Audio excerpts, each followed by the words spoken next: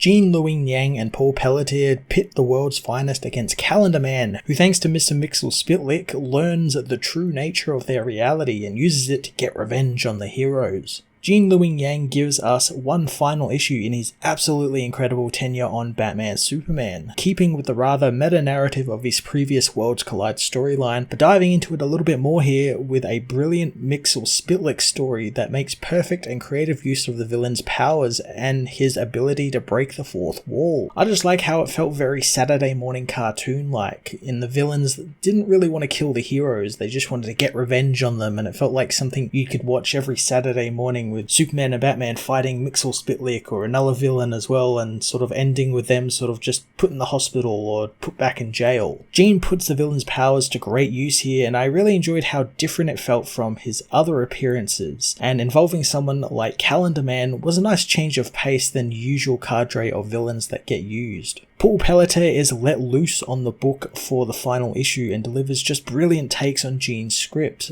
playing so well with Mxyzptlk's powers and how they work exactly. I love the idea of Calendar Man using the powers to see into the next page and do things like make Superman use his freeze breath on himself. It was great to get away from the usual confines of comic panels as well, since there was a lot of breaking out of the panels and going into like the page outlines and stuff like that. Batman Superman issue 22 was a wonderfully creative and fun final word from Jean Louing Yang on the world's finest, harkening back to Saturday morning cartoons to deliver a fun and meta adventure. I'm going to give this issue a 10 out of 10.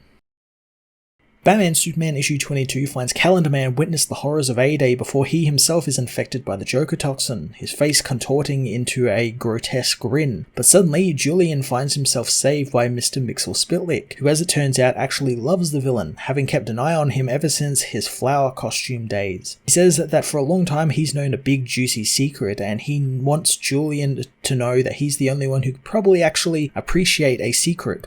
But before he spills the beans, he wants the villain to tell him his secret, and he doesn't get to leave until he gives up what is the man in Calendar Man. Julian talks about how he remembers growing up in chaos, but when he discovered calendars and their little controlled boxes, he found some control in his life. Mxyzptlk likes that, gifting the man one of his hats, and he lets him in on the secret, knowing all of reality is actually organized into little boxes, showing him some of the comic panel numbers and telling the man that they met in panel number 6. He says that the hat allows Julian to see these numbers and even boxes before they even come, and even ones that have happened already. Mxyzptlk tells him to poke his head out of the box and see, so the villain does, looking into the previous page and how below him is the future. Calendar Man is so excited it's all just little boxes, hugging Mxyzptlk. The imp asks what he is most desperate for, learning it is to get revenge on Batman. So Mxyzptlk kicks him into the next page, knowing if he gives Superman some trouble as well, he'll get a bonus. Calendar Man awakens in an alley with the hat, soon set upon by some gang members who beat him up. Julian, however, grabs one of the men's bats, passing it through the panels and hitting the gang member in the head in the future, scaring the other off. Julian realizes his dream wasn't a dream at all, and it's all real, knowing that he is invincible as he sees another panel number. Deciding it's time for some revenge on Batman, he begins looking over into the next page, and for anything outside the panels that he could use, spotting a man sitting at a computer, as in one of the micro caves. Batman asks Oracle about tracking a burst of energy he just found in downtown Gotham. He has a hunch on what it could be, asking Barbara if she can match it to anything in the Justice League database, and the heroes get their answer very soon, as Barbara finds that it belonged to Mr Mxyzptlk, and he might be in town now. Bruce contacts Clark, wanting to meet with Superman, as Calendar Man can't believe he just found out who Batman really is. He rushes to the Iceberg Lounge, quickly telling the gathered villains who Batman really is. The others don't really buy it, asking how he came to that conclusion, so Calendar Man rants about the magical imp who gave him a magic hat that allows him to see the world for what it really is, and all the little boxes, and how with the magic he learned that Bruce Wayne is Batman. The villains all laugh in his face, so the angry villain punches Kite Man, getting into a brawl with the villains. As the villains know that his brain must have died in Arkham during A-Day, Julian grabs a bottle, slashing the villains in the panel below, blinding them and knocking them out. Calendar Man calls to Mxyzptlk, telling him that he's going after Superman, wanting him to get the bonus ready as he dives into the next page, as Superman and Batman meet at the Hall of Justice to discuss the possibility of Mxyzptlk on Earth, and that he may be teaming with someone who might have survived A-Day. Calendar Man suddenly shows up, surprising the heroes, but before they can do anything, Julian uses his new powers to beat them up from all sides of the comic. Superman plans to use his freeze breath, but Calendar Man pushes his head down so he freezes himself in the next panel. Mr Mxyzptlk passes Calendar Man a pen, which he uses to cross out Batman's thrown batarang, making it disappear from existence, but the villain becomes distracted in what is happening in the other panels, so Batman is able to knock the pen from his hand. The pen falls through the panels and cuts off Calendar Man's own arm. Superman quickly cauterizes the wound with his heat vision as Batman wraps the stump in his cape.